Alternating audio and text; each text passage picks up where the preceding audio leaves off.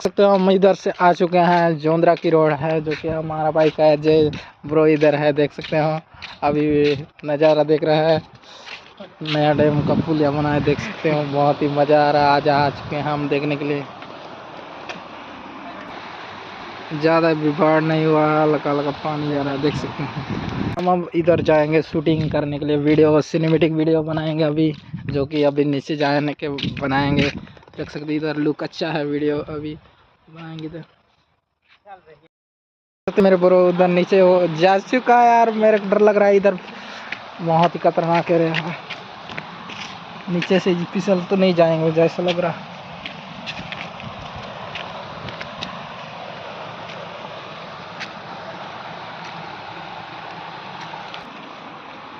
देख सकते हैं इधर फोटो शूटिंग करने के लिए जगह ढूंढ रहे हैं।